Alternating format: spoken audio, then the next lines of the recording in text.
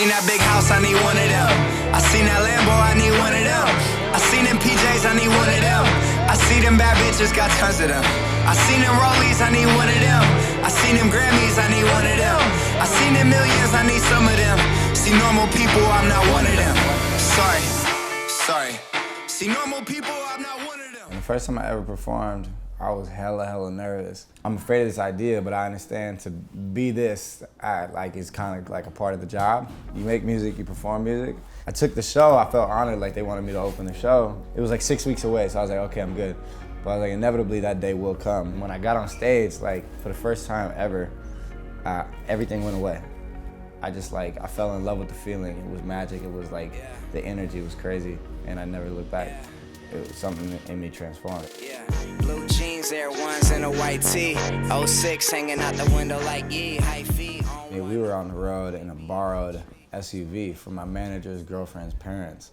Like, if you don't know what it feels like to be cramped up in a car with 7 people, driving like 8 hours to the next city, to have a 10-minute set and make no money, and have a rice cooker in the back and your own Tupperware with your name on it, to sleep on friends' floors anywhere you could, just to have like that moment on stage, then you don't know how it feels to finally get a 15-passenger van. And you wouldn't know, if you hadn't done all that, how it felt to finally get a Sprinter van, like with the Mercedes logo on it. Like, I felt like we made it.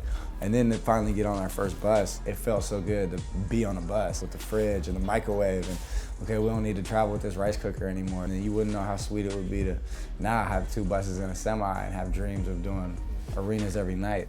It's been the longest journey, you know, and that's why it tastes better now, because it's like, waited a long time for it. One thing to like know the mechanics or the steps or the routine. It's another thing to like have that spark of like fire, just like magic, just like, you know, that insanity of just putting on like something spectacular.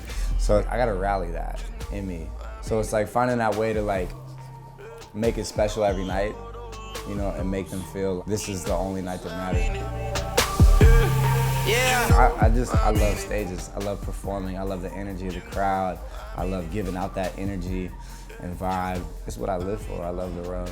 Energy is really important because that's the #1 thing that drives a show. Finding some time in the day to just get some peace. And then the opposite, finding some time in the show to go watch other people's sets. Got me for life. Yeah. The #1 thing I need in my dressing room: whiskey, condoms, Pedialyte. And then an hour before the show is when I start drinking. I'll have a whiskey. Bullet bourbon. I just get confused with the whole like, made it. I don't know what that benchmark means. You know what I mean? It's all subjective. Like, everybody can have their different definition of made it. I send money to my mom's every month. When I finally was able to do that, maybe that was the I made it. I sold out an arena in Minnesota where the basketball team plays there. You know what I mean? Every seat to the back. Like, that could be an I made it. I signed a record deal, that could be I made it. But I don't get caught up in tears like that, because it's like, once you get here, are you just done? Like, I'm never like satisfied. I'm thinking ahead. My goals are always like, you know, 6 months out, a year out, 5 years out. So I don't think about those like I made it moments. Like, I just want to keep going.